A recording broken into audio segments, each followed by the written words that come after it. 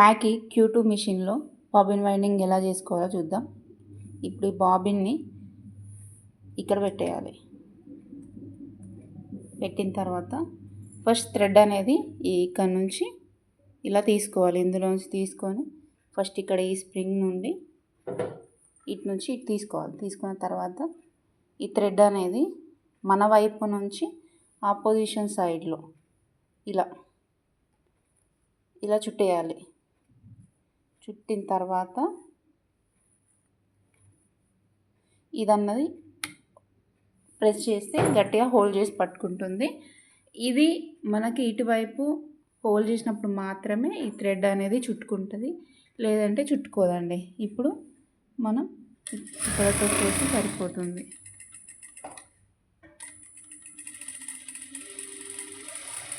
చూసారా దారం ఎలా చుట్టుకుంటుందో.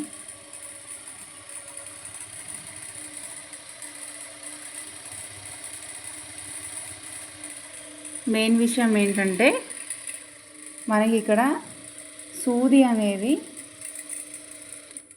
ఈ ఫుట్ అనేది కిందికి కాకుండా పైకి తీసుకోవాలి. పైకి ఉంచేసి ఈ సూదిలోంచి దారం తీసేయాలి. తీసేసిన తర్వాత చుట్టుకోవాలి.